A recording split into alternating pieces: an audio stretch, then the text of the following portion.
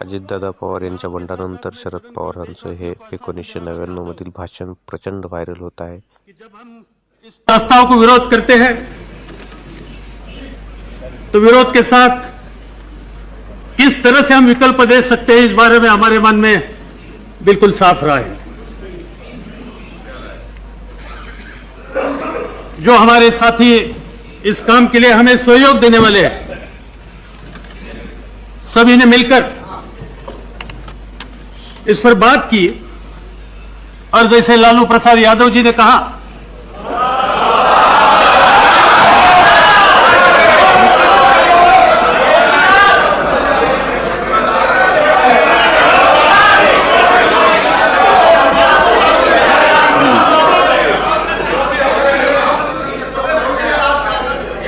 कि देश के ऊपर जो बोझ हुआ है सरकार का, वो सांप्रदायिक सरकार जाने के बाद हम 1 घंटे में बैठकर इससे रास्ता निकालेंगे और देश के सामने एक विकल्प देंगे.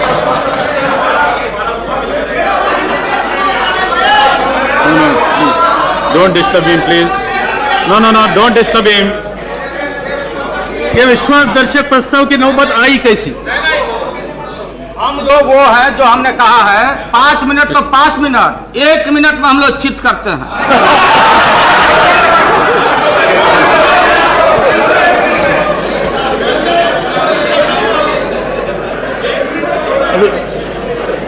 श्री कृष्ण जी की वाणी यहां हुई है और इसलिए इस बारे में मुझे कोई ज्यादा कहने की आवश्यकता नहीं. एक तो बात माननी चाहिए हम सभी साथियों ने कि जो 13 महीने चुनाव का निर्णय भारत के देश की जनता ने देशवासियों को सामने रखा था, इससे किसी पॉलिटिकल पार्टी को स्पष्ट बहुमत इस देश की जनता ने दिया नहीं था. वोटिंग पैटर्न देखिए, किसी को नहीं था. प्रधानमंत्री जिस पॉलिटिकल पार्टी के हैं उनको 25% से ज्यादा, 25.5% से ज्यादा वोट नहीं मिले थे और उनको समर्थन देने वाले बाकी साथी हैं, इनके सभी के वोट देखने के बाद भी उनको कोई स्पष्ट मैंडेट इस देश की जनता ने दिया नहीं था. मगर साथ साथ मैं यह भी मानने के लिए तैयार हूं कि हम लोगों को भी मैंडेट नहीं दिया था. और इसलिए जब सरकार बनाने की बात आई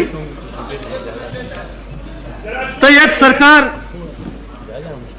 एक साझा सरकार बनाने की परिस्थिति की सरकार हो सकती थी और सरकार बनाने के लिए जो बाकी साथ देने के लिए अन्य सहयोगी पार्टी आगे आएगी, इनकी मदद से सरकार बन सकती थी. यह महत्वपूर्ण मुद्दा इस सरकार के पीछे था. और आदरणीय महामहिम राष्ट्रपति जी ने भी जो प्रधानमंत्री जी को प्रधानमंत्री की शपथ देने की तैयारी रखी, तब उनका पूरा ध्यान नंबर पर था. श्रीमती जयललिता जी का समर्थन का लेटर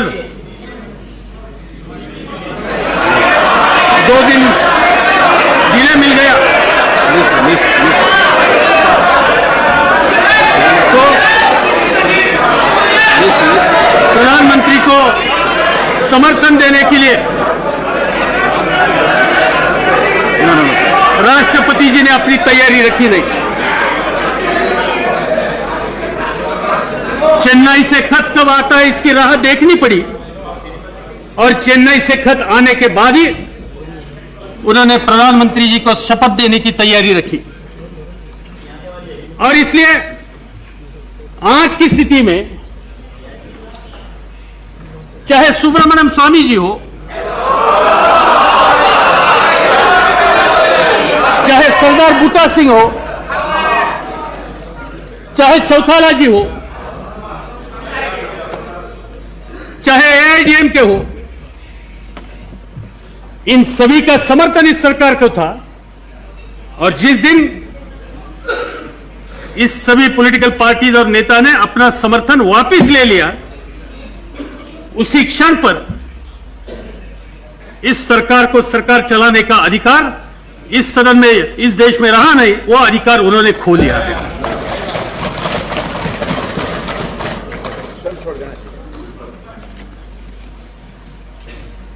अटल जी की राजकीय जिंदगी पूरी देश के सामने है. उनका सार्वजनिक जीवन पूरे देशवासी जानते हैं।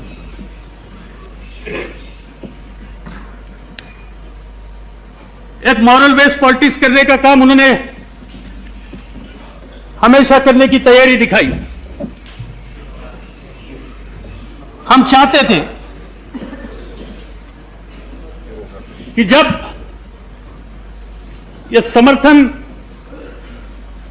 वापिस लेने का काम कुछ साथियों ने किया और जिसका पता उन्हें लगा, तब शायद वो खुद राष्ट्रपति भवन जाएंगे और सदन के सामने ये नौबत नहीं लाएंगे। तो ठीक है, उन्होंने दूसरा रास्ता का स्वीकार किया।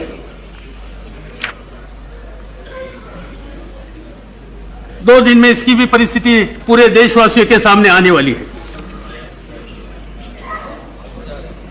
और जो कल कर सकते थे, शायद शनिवार को इस सदन में उनको बहुमत में यह देखने के बाद करने की परिस्थिति उनके ऊपर आएगी।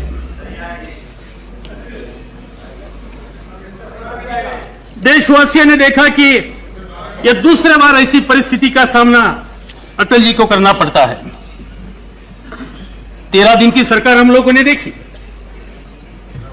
अभी शायद 13 महीने के लिए भी कुछ कम है। 13 महीने की सरकार आ रही है। मैं सोच रहा था कि what exactly achievement of this government, what exactly this government has done in last 12.5 months or 13 months, and I have to accept this.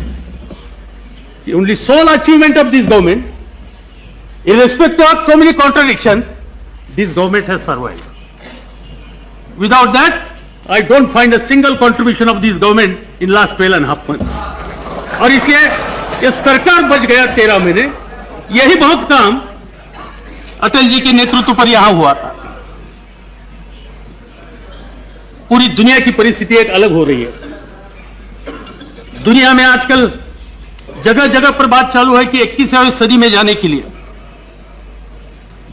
छोटे छोटे देश जो अपने सामने समस्या है, यह समस्या हम हल कैसे कर सकते हैं, अपने देश में जो गरीबी है वो दूर करने के लिए क्या कर सकते हैं, जो बेरोजगारी है वो दूर करने के लिए क्या कर सकते हैं, हमारी आर्थिक परिस्थिति कैसी मजबूत हो सकती है, आधुनिक विज्ञान और तंत्र का स्वीकार करके हम आगे कैसे जा सकते हैं 21वीं सदी में। यह विचारधारा दुनिया में आज प्रसुत हो रही है। संपूर्ण देश को एक रखकर इसमें शायद हम भी कुछ कर सकते थे, मगर इस 13 महीने के अटल जी का कारोबार देखने के बाद इस देश के हर व्यक्ति के सामने संदेह हो रहा है, क्या कमाई देशवासियों ने की इस बारे में, क्या आर्थिक परिस्थिति सुधार के लिए कोई खास कदम उठाए गए, जो मंदी का संकट पूरे देशवासियों के ऊपर तो गया है, इससे कोई रास्ता निकलने के लिए कोई मजबूती से कदम उठाया गया है, औद्योगिक उत्पादन जो घट गया वो और ही घट कर रहा है, इसमें दुरुस्त करने के लिए कुछ कदम उठाया, बेरोजगारी जो बढ़ गई वो कम करने के लिए कोई कदम उन्होंने उठाया, जो हमारे पड़ोसी और देशों के साथ व्यापार होता है, जो ट्रेड है, वो ट्रेड सुधारने के लिए कुछ कदम उठाए, या देश का राजस्व का उत्पादन बढ़ाने के लिए कुछ उन्होंने कदम उठाए, यह देश का अहम सवाल है जैसे यूनिवर्सलाइजेशन ऑफ प्राइमरी एजुकेशन हो, महिलाओं को समान संधि देने का सवाल हो, ऐसे कुछ महत्वपूर्ण सवाल के बारे में कुछ कदम उठाए। मुझे दुख होता है इस सभी सवालों का उत्तर जवाब ना है। इस 13 महीने में इस बारे में कोई सख्त कदम उठाया, ऐसी परिस्थिति देशवासी देख नहीं रहे। भारत जैसे देश को जब हम यहां की समस्या पर मात करके आगे जाने की बात करते हैं, विकास के रास्ते पर जाने की बात करते हैं, औद्योगिकरण बढ़ाने की बात करते हैं, बेरोजगारी की परिस्थिति सुधारने की बात करते हैं और दुनिया की एक शक्तिशाली देश बनाने की बात करते हैं, तो सबसे पहले हमारा यह फर्ज है, हमारी ये जिम्मेदारी है कि कम से कम हम देश के सब समाज एक कैसे रख सकेंगे, समाज में एकता कैसे पैदा कर सकते हैं।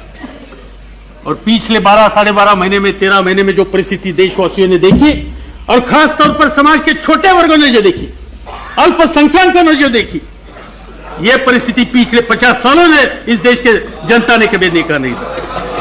और इसका एक ही मैं मिसाल देना चाहता हूं कि भारत में ईसाइयों के ऊपर जितने हमले पिछले 13 महीने में हुए,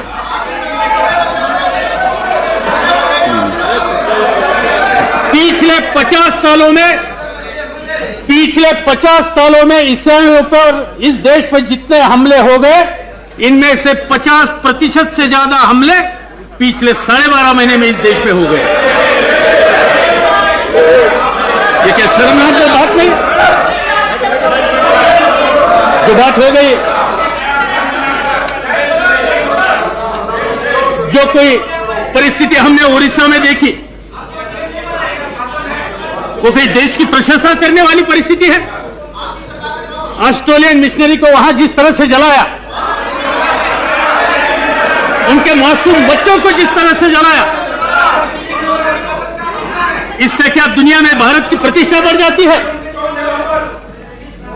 और सबसे ज्यादा गंभीर बात यह है कि जब ऐसी परिस्थिति होती है, उनको जो जिम्मेदार होने वाली शक्तियां होती है, संगठन होती है, इन संगठन का समर्थन देने का काम हमारे गृह मंत्री जी कहते हैं। हमारे गृह मंत्री जी ने कहा कि मैं उन संगठनों को जानता हूं कि वहां कोई गुंडागर्दी या जहां कोई क्रिमिनल एक्टिविटीज के बारे में आज तक मेरे सामने कुछ बात नहीं है। सर्टिफिकेट दे दिया, बिना जांच सर्टिफिकेट दे दिया।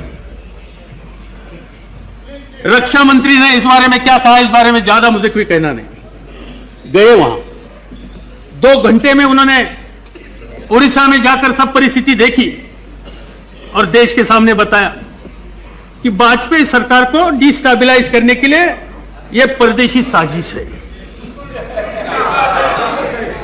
2 घंटे में रक्षा मंत्री साहब ने कह दिया। इन्वेस्टिगेशन पूरा भी नहीं था, इन्वेस्टिगेशन पूरा भी नहीं था, तब यह परदेशी साजिश हो गई।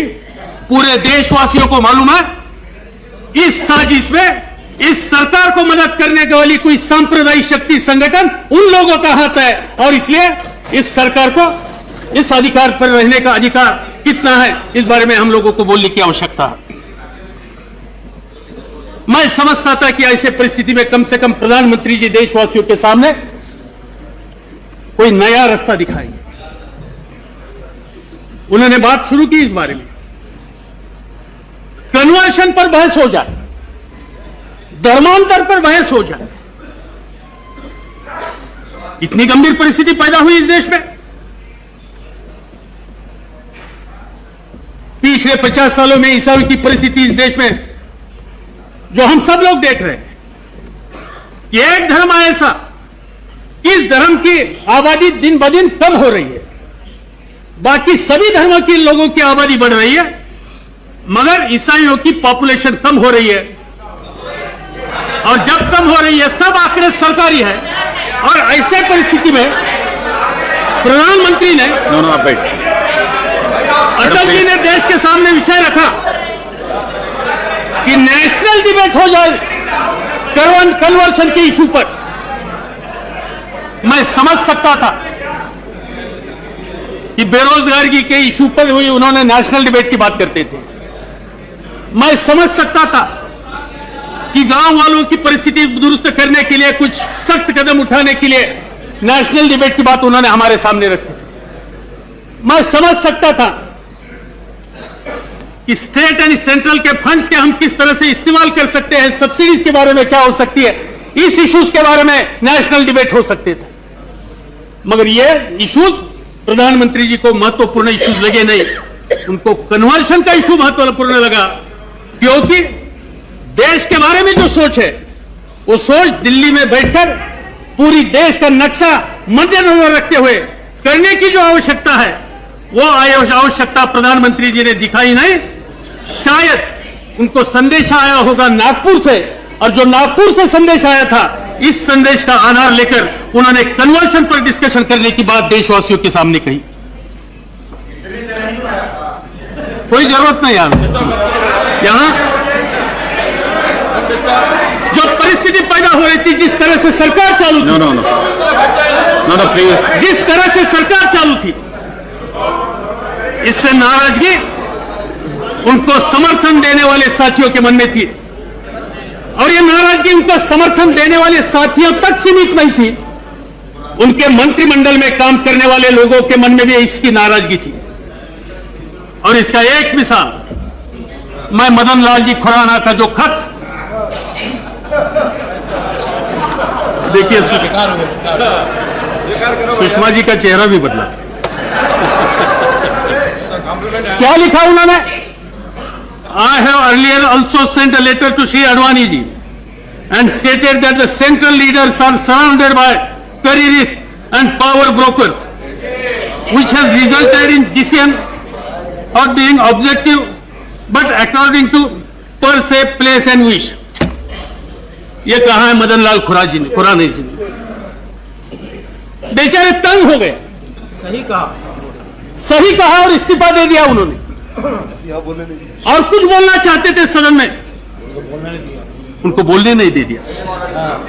उनका आदेश आ गया कि इस पर बोलना नहीं, मगर मुझे विश्वास है कि आज न कल वो बोलेंगे, और देशवासियों के सामने इस सरकार का उनको जो अनुभव है, यह अनुभव देशवासियों के सामने रखें। तो मैं इतना कहना चाहता हूं कि समाज के छोटे वर्गों को विश्वास दिलाने के लिए यह सरकार कम पड़ गई है।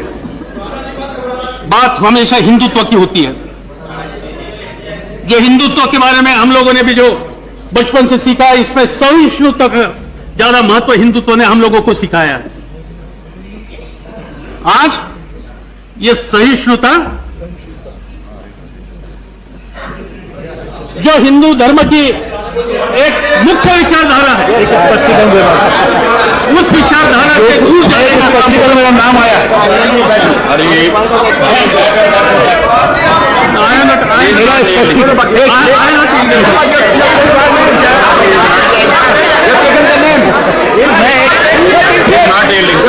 मेरा नाम अगर जी, एक तो मैं ये कहना चाहता हूं कि जो आपने अंग्रेजी में कहा है, मैंने तो हिंदी में पत्र लिखा हूं, अंग्रेजी में नहीं लिखा, इसलिए जो कुछ आप कह रहे हैं उसका वो मतलब नहीं है जो आप कह रहे हैं।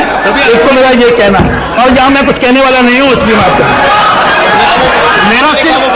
मेरा आपसे सिर्फ अनुरोध है कि आपके जो मन की बातें कभी तो सदन के सामने रखिए। जो आप कहना चाहते हैं एक बार पूरे देशवासियों को सदन को समझ ले दीजिए। मुझे मालूम है कि आपकी पीड़ा क्या है, शब्दों में रखूंगा, आपके कहने को नहीं रखूंगा। ठीक है, आपके शब्दों में रखिए, मगर जो पीड़ा है वो पीड़ा ही रहेगी, इस बारे में मुझे विश्वास है। प्लीज। तो सवाल यह है कि यह सब सांप्रदायिकता, समाज के छोटे वर्ग के बारे में गैर विश्वास की भावना, यह कंट्रीब्यूशन इस सरकार की पिछले 12.5 महीने में 13 महीने में है। उनको कोई जो हिंदुत्ववाद हो, ये सब चुनाव के लिए नारे थे, पूरे देशवासियों को पता लगा। मैं एक 10 दिन पहले गया था वाराणसी जी, प्रधानमंत्री जी, और वाराणसी जाने के बाद सुबह उठकर जरा गंगा घाट कभी देखे नहीं थे, देखने के लिए गए, और वहां की जो परिस्थिति हमने देखी, जो पानी देखा, जिस तरह से मरे हुए जानवर वहां देखे, और जिस तरह से मैंने वहां के लोगों से बातचीत की, और सब लोग कहते थे कि राजीव गांधी जी ने गंगा एक्शन प्लान जो शुरू किया था, यह एक्शन प्लान के बारे में उत्तर प्रदेश की सरकार हो या दिल्ली की सरकार हो, किसी ने ध्यान नहीं दे दिया, और किसी ने इस पर ध्यान दे दिया नहीं।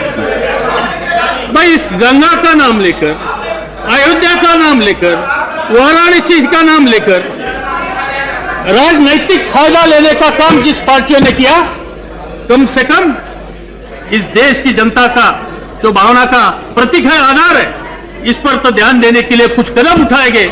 ऐसी भावना वाराणसी की जनता की थी, और वो कहते थे कि 12 महीने में जिस तरह से इस सरकार ने सभी कामों के बारे में देखने के बाद इस पर हमारा विश्वास बिल्कुल रहा नहीं। आप कोई दूसरा विकल्प जल्दी दीजिए, तब तक वहां की परिस्थिति सुधरेगी नहीं। यह परिस्थिति हो गई, वहां क्या स्नान करेंगे भाई। दूसरा क्षेत्र आप देखिए, जैसी देश का एकता का सवाल है, जैसे सबसे बड़ी महत्वपूर्ण समस्या है देश की आर्थिक स्थिति की। आज औद्योगिक उत्पादकता कम हो रही है। मैं जिस क्षेत्र का प्रतिनिधित्व इस सदन में कहा करता हूं, इसमें एक विभाग ऐसा है जहां मेरे स्टेट की सबसे ज्यादा कारखानदारी है, जिसको पिंपरी चिंचवड़ कहते हैं। तेलको की फैक्ट्री हो, बजाज ऑटो की फैक्ट्री हो, किर्लोस्कर की फैक्ट्री हो, ऑल मेजर इंडस्ट्रीज जो मेरे स्टेट पे, इनमें से बहुत से हिस्सा उस क्षेत्र में। आपको ताज्जुब लगेगा, 50% से ज्यादा कारखाने, नए कारखाने वहां बंद हो गए। और जो छोटे कारखाने हैं, जो मेजर इंडस्ट्रीज को मदद करने वाली थी, जो मेजर इंडस्ट्री को मदद करने वाली है, और खासकर जो एंसिलरीज इंडस्ट्रीज थी, कि जिस एंसिलरीज इंडस्ट्री पर समाज का छोटा कारीगर अपना घर का कारोबार चलाता है, यह एंसिलरीज इंडस्ट्री में 70% से ज्यादा इंडस्ट्री आज वहां बंद हुई है। और एक शहर में 50,000 से ज्यादा मजदूर आज बेरोजगार हो गई, आज उनको रोटी मिल नहीं रही। यह परिस्थिति सबसे ज्यादा डेवलप इंडस्ट्री जिस शहर में, इस शहर की है। क्या परिस्थिति होगी पूरे देश में, क्या परिस्थिति हो गई पब्लिक सेक्टर की।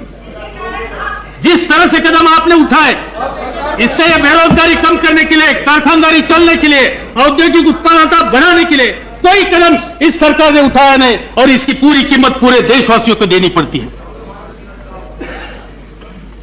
स्वदेशी का नारा कई सालों से हम देखते हैं। क्या परिस्थिति है इस बारे में।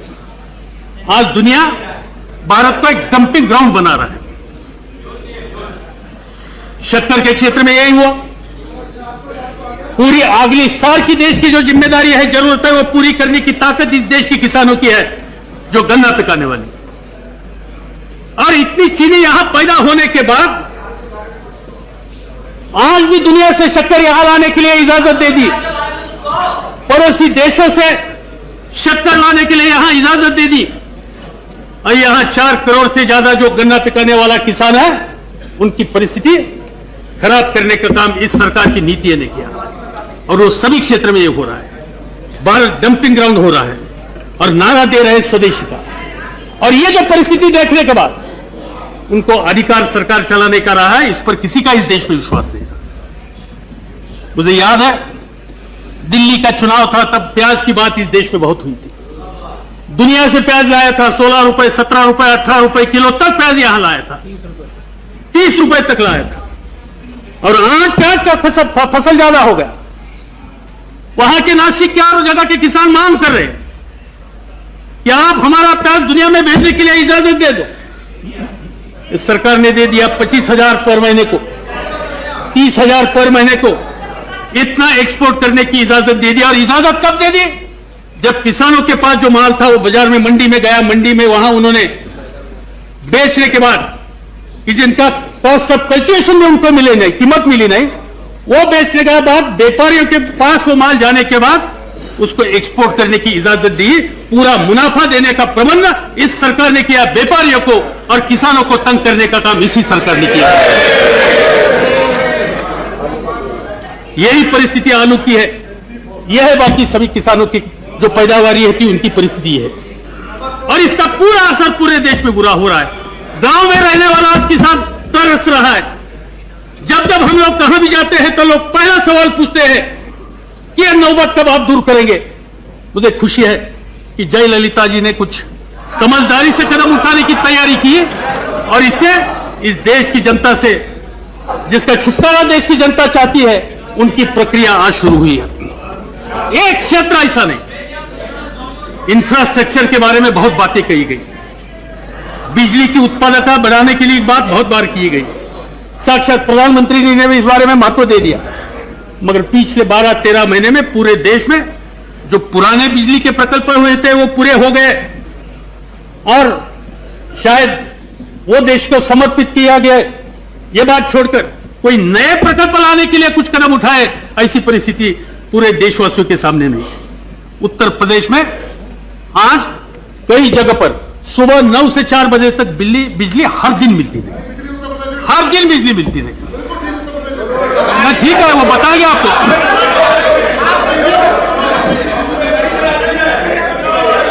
बहुत बड़ी स्लोगन्स की, पूरे देश में बड़े महामार्ग बनाएंगे, बिजली के केंद्र बनाएंगे, नए पोर्ट बनाएंगे, मगर पिछले 13 महीने में इस सभी क्षेत्र में बड़ी इन्वेस्टमेंट दुनिया से आई या इस देश में तैयार हुई, ऐसा एक मिसाल देने की परिस्थिति इस सरकार की नहीं। ये सभी इंफ्रास्ट्रक्चर स्टेज के बारे में इस सरकार ने बिल्कुल नजरअंदाज करने का काम किया है। मैं तो सोचता था कि कम से कम टेलीकॉम पॉलिसी में थोड़ी बहुत कोई सुधार करेंगे। दुनिया की इन्वेस्टमेंट वहां हुई, थोड़ा बहुत कुछ काम किया, मगर जो किया वो पूरा किया नहीं। यहां पूरा दुनिया को एक मैसेज भेजने की आवश्यकता थी कि हम टेलीकम्युनिकेशन क्षेत्र को महत्व देते हैं। कम्युनिकेशन फील्ड की एक अलग कीमत दुनिया में है और इसमें भारत पिछड़ा नहीं रहना चाहिए, इस बारे में हमारा ध्यान है।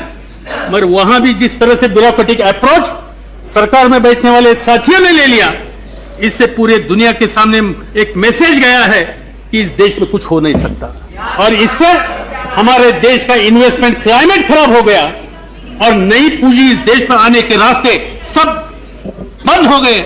और इससे सबसे ज्यादा जिम्मेदार कौन हो तो इस सरकार के बारे में दुनिया के मन में गैर विश्वास की भावना, और इसकी परिस्थिति आज देश के सामने हम लोगों को देखना पड़ती है। मुझे खुशी है कि इस साल बारिश अच्छी थी, किसानों ने मेहनत की, फसल अच्छा देखा।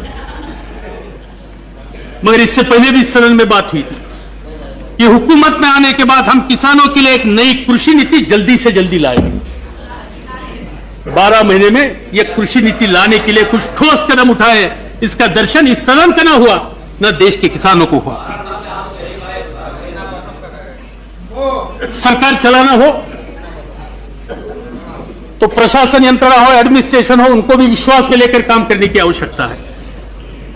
कई साल हम लोग भी सरकार में रहे, राज में रहे, यहां रहे, मगर इतने छोटे स्पैन में, 12 महीने के स्पैन में सरकार से संबंधित लोगों ने यहां जो स्ट्राइक पर जाने का काम इस समय किया, इससे पहले कभी नहीं हुआ था। और कौन लोग स्ट्राइक पर गए? ऑल इंडिया मेडिकल इंस्टीट्यूट के डॉक्टर्स, वहां के रिसर्च स्कॉलर्स, उनको स्ट्राइक पर जाने की परिस्थिति पैदा हो गई। न्यायालय के कर्मचारी वो स्ट्राइक पर गए, बैंक में काम करने वाले कर्मचारी, उनको स्ट्राइक पर जाने की नौबत आ गई। कृषि क्षेत्र में जो वैज्ञानिक है, जो कभी स्ट्राइक की बात करते नहीं थे, उनको स्ट्राइक पर जाने की परिस्थिति हो गई। एनटीपीसी के कर्मचारी वो स्ट्राइक पर गए। प्रसार भारती के कर्मचारी पिछले कई महीनों से सभी पार्लियामेंट के मेंबर हो, अन्य पॉलिटिकल पार्टी के नेता हो या अखबार वाले हो, उनके दरवाजे पर जा रहे हैं, कोई उनके साथ बातचीत करने के लिए भी तैयार नहीं। समाज का एक बहुत बड़ा वर्ग जिनको विश्वास दिलाकर हम देश का प्रशासन ठीक तरह से चला सकते हैं, इन पर ध्यान देने की परिस्थिति आज इस सरकार की रही नहीं। और पिटाई हो रही। विदेश नीति के बारे में बहुत कुछ कहा गया, जो कुछ अच्छे कदम उठाए इसकी इस सदन ने स्वागत किया। लाहौर यात्रा का स्वागत पूरे सदन ने किया, अच्छी बात है। पड़ोसियों के साथ अच्छे रिश्ते रखने के लिए कदम उठाने की आवश्यकता है, और इस बारे में अटल जी ने कुछ किया, इसका स्वागत इस सदन ने किया था। अग्नि दौड़ की बात पूरी देश में आ रही है, दुनिया के सामने आ रही है। हम लोगों ने, इस देश के वैज्ञानिक है, टेक्नीशियंस है, उन्होंने एक क्षेत्र में जो काम किया और जो कई सालों से जो प्रोग्राम लिया था वो आगे लेने के लिए, ले जाने के लिए जो कुछ कदम उठाए, इसका स्वागत सभी लोगों ने किया है।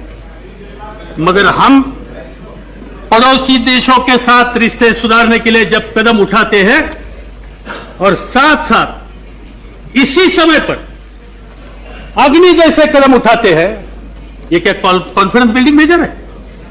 आप इंडियन सबकॉन्टिनेंट में एक आर्म रेस करना चाहते हैं?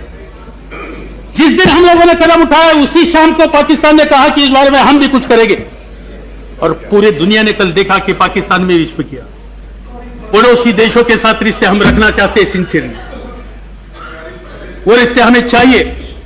भारत हो या पाकिस्तान हो या आसपास के देश हो, सभी देशों की समस्या गरीबी की है, बेरोजगारी की है। हमारा पूरा ध्यान इस पर रहने की आवश्यकता है और हमारा पूरा ध्यान हम आर्म रेस में लगाएंगे तो इस सब कॉन्टिनेंट के जितने गरीब लोग हैं इनकी परिस्थिति में सुधार होगा नहीं, ये सब दुनिया का पिछड़ा भूभाग होगा। और इसलिए मुझे मालूम नहीं है जो समय अटल जी ने स्वीकार किया था इस समय का, वो समय ठीक था या ठीक नहीं था, इस बारे में उनको बनाना पड़ेगा। पड़ोसी देशों के साथ साथ रिश्ते सुधारने की बात जब होती है तब जैसे पाकिस्तान हमारे लिए एक महत्वपूर्ण देश है वैसे चाइना भी हमारे लिए महत्वपूर्ण देश है। कई सालों से कदम उठाए गए थे कि वहां हम रिश्ते कैसे सुधार सकते थे।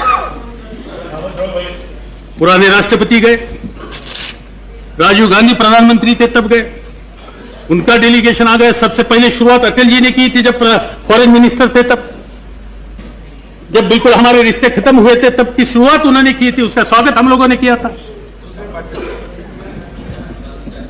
नरसिंह राव जी के जमाने में कुछ एग्रीमेंट हो गई और चाइना और भारत में एक तरह के एक विश्वास का माहौल पैदा हो रहा था। मगर हमारे रक्षा मंत्री बदसे, उन्होंने एक स्टेटमेंट दे दिया। वैसे स्टेटमेंट देने के लिए बहुत सालों से उनकी आदत है, हमारे बड़े दोस्त हैं, हम दोनों एक शहर से आते थे इसलिए दोनों ही ठीक तरह से हर एक को जानते हैं। और किसी के ऊपर बरसना एक बार उनके मन में आ गया तो कभी छोड़ते नहीं।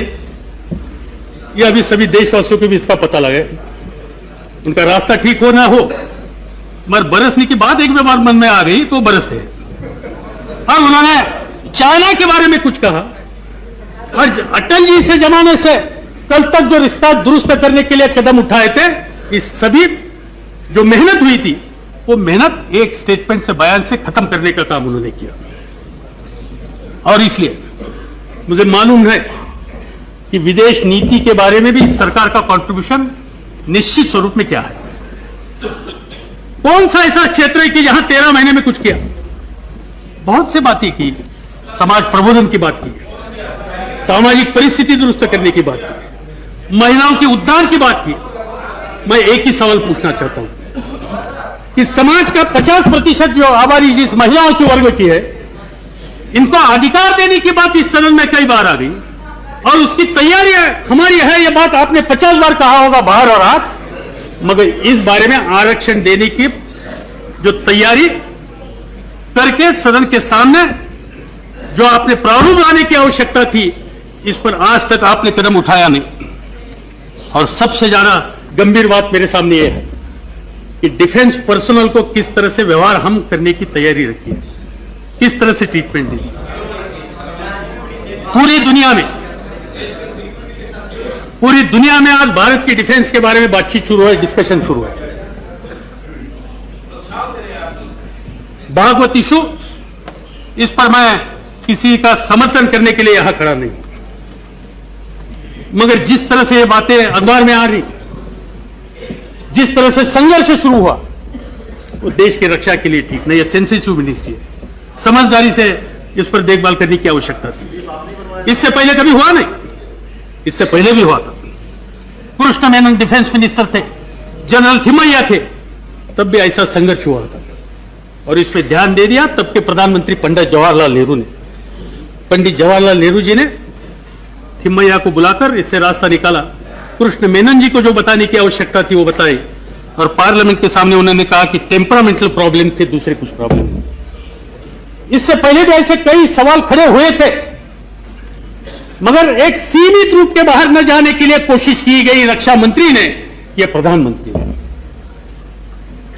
मगर जिस तरह से entire naval x naval chief का इशू जिस तरह से हैंडल किया गया, मुझे लगता है कि पिछले कई सालों में चीन के लड़ाई में हमारी डिफेंस मिनिस्ट्री और आर्म फोर्सेस का जितना नुकसान नहीं हुआ, इससे ज्यादा ये इशू जिस तरह से हैंडल किया गया, इससे नुकसान इस सभी विभाग का हुआ गया।